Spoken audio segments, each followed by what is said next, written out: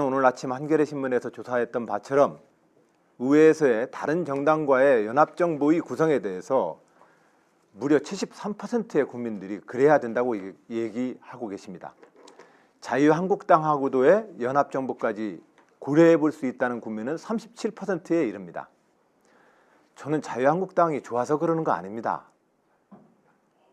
현실적으로 지금 이 국면에서도 우리가 지금 어떠한 법안 하나를 지금 통과 못 시키고 있습니다. 예를 볼까요? 황교안 권한대행 탄핵, 특검법 연장, 선거 연령, 검찰 개혁을 위한 공수처, 법정 근로시간 단축 다 지금 실패하고 있습니다. 이 의회와 지금 3년을 앞으로 더 가야 합니다.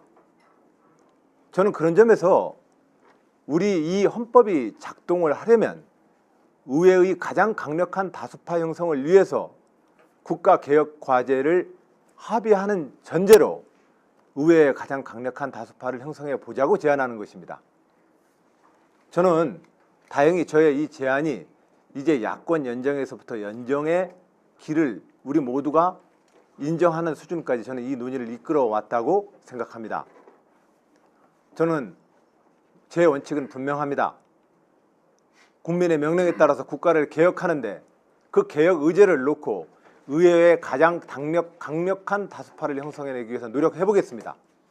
자유한국당하고 연정 꾸리는 게 목표가 아닙니다. 저는 의회의 협치 정신이야말로 이 개혁 과제에 이르는 유일한 길이다 말씀 올립니다. 네, 감사합니다. 자, 두 번째 공통 질문 드리도록 하겠습니다. 한국 사회에서 가장 심각한 문제가 무엇이냐고 묻는다면 되게 많은 분들은 양극화 문제를 꼽습니다. 그중에서도 소득 불평등, 임금 불평등 문제를 가장 많이 거론하는데요. 실제로 이 문제는 한국 자본주의의 가장 심각한 문제, 그리고 세계 자본주의에서도 매우 심각한 문제로 거론되고 있는 상황입니다. 경제적 대안, 어떤 대안이 있을지 후보들께 여쭤보도록 하겠습니다. 이번에도 정해진 순서에 따라서 안희정 후보의 답변부터 듣도록 하겠습니다. 주어진 답변 시간은 역시 2분입니다. 예, 소득 불평등은 대한민국 노동시장의 구조적 문제 때문입니다. 첫째, 양극화가 갈수록 심해지고 있습니다. 조물주의에 건물주란 말이 있는 것처럼 근로소득보다 부동산 자본소득이 우리의 근로의 소득을 압도하고 있습니다. 이로 인해 평범하게 땀 흘리며 살아가는 모든 우리 이웃들이 허탈감에 빠지고 대기업과 공무원만 그 직종만 희망하는 나라가 되어버렸습니다.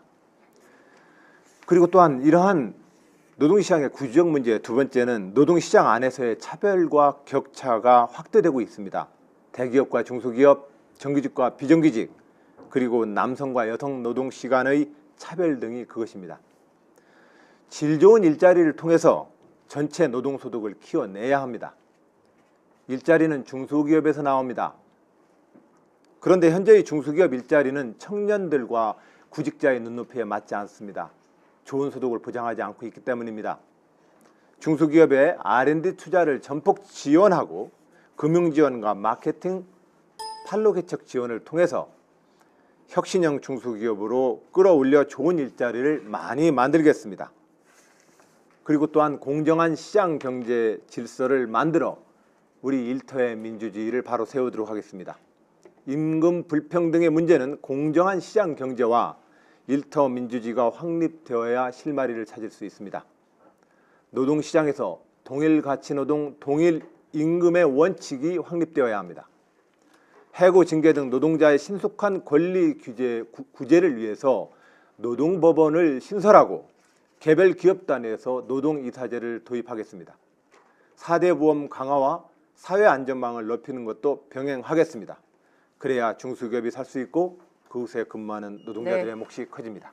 감사합니다. 자, 다음은 최성 후보의 답변을 듣겠습니다. 2분입니다. 촛불 민심의 핵심은 공정한 대한민국입니다.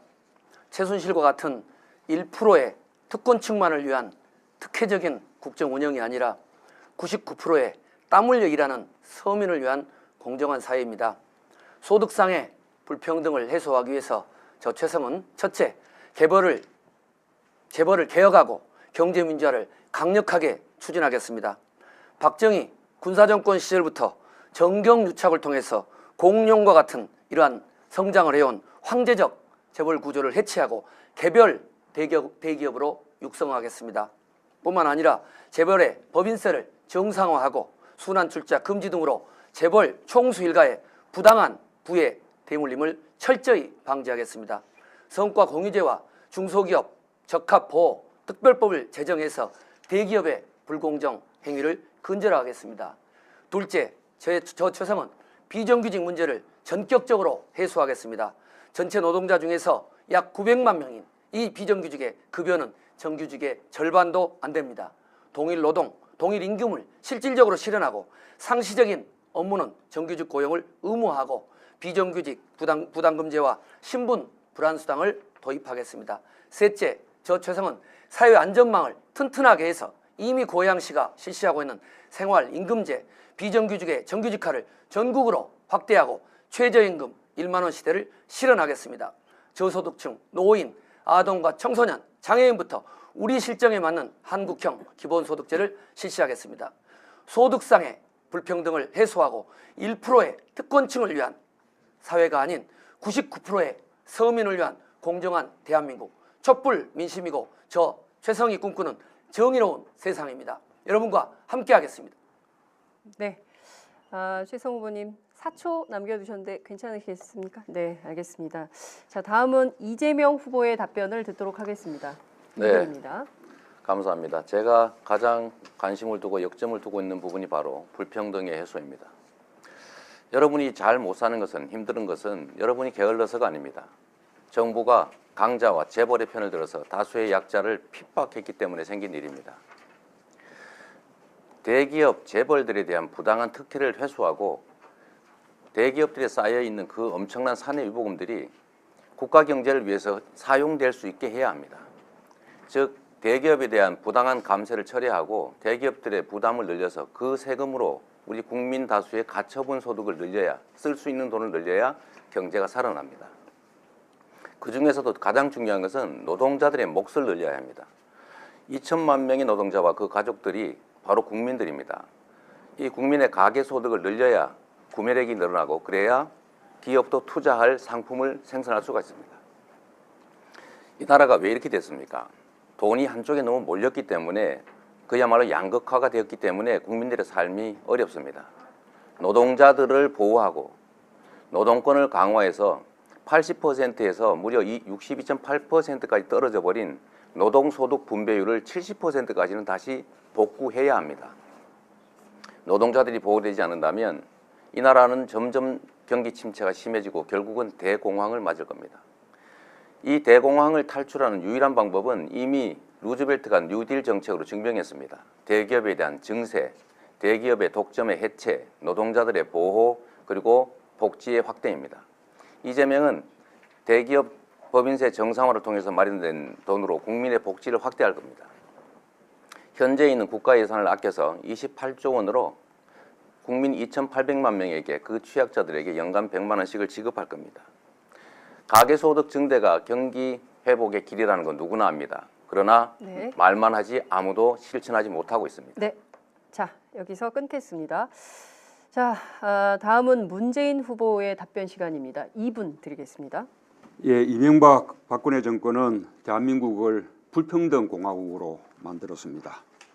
소득 상위 10%가 차지하는 전체 소득 가운데 비중이 50%에 가깝습니다.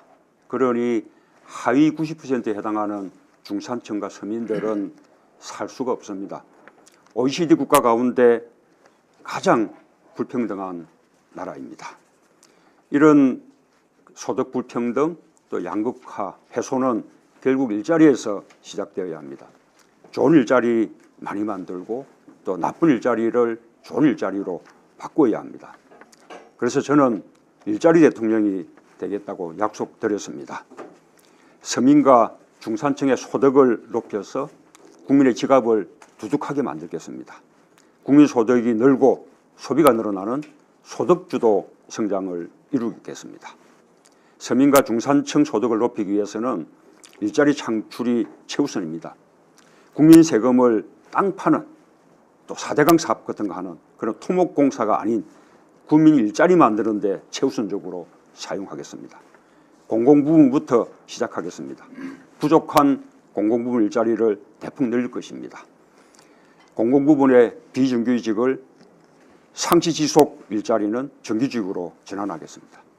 최저임금을 인상하고 공정임금제 실시, 또 동일 가치노동, 동일임금 원칙을 통해서 대기업과 중소기업, 정규직과 비정규직, 또 남성과 여성 간의 임금 격차가 줄어들도록 하겠습니다. 뿐만 아니라 아동수당, 청년고용 촉진수당 신설하고 기초연금 인상하고 국민연금의 소득 대체율을 높여 나가겠습니다. 네. 3초 남았는데 괜찮으시겠습니까? 네. 오늘 굉장히 비교적 순조롭게 토론이 진행되고 있어서 저 굉장히 만족스러운 토론을 하고 있습니다. 마지막 공통 질문을 드리겠습니다. 올해는 6월 항쟁 30주년이 되는 해입니다. 많은 국민들께서 제도적 민주주의, 정치적 민주주의는 완성됐다고 민주정부 10년간 믿고 있었습니다. 그렇지만 이명박 박근혜 정권을 지나면서 제도적 민주주의마저 후퇴하고 있다라는 안타까움을 전하고 계십니다. 여전히 우리는 캐캐묵은 과거와 싸우고 있습니다. 적폐청산이 촛불에서 가장 많이 요구되는 상황이기도 합니다. 어떻게 하면 한국 사회에서 불가역적 민주주의를 만들 수 있을 것인가에 대한 고민, 불가역적 상황을 만들 수 있을 것인가 하는 얘기들을 하고 있습니다. 무엇보다 특히 최근에 국정원은 물론 사실무근이라고 주장을 하고 반박하고 있지만 헌법재판소에 대한 불법 사찰 의혹이 제기된 상황입니다. 이런 문제들을 어떻게 해소할 수 있을까요? 저희가 답변을 좀 듣도록 하겠습니다. 자, 이번에는 문재인 후보부터 시작하겠습니다. 답변 시간은 2분입니다. 지금 국정원의 헌재 불법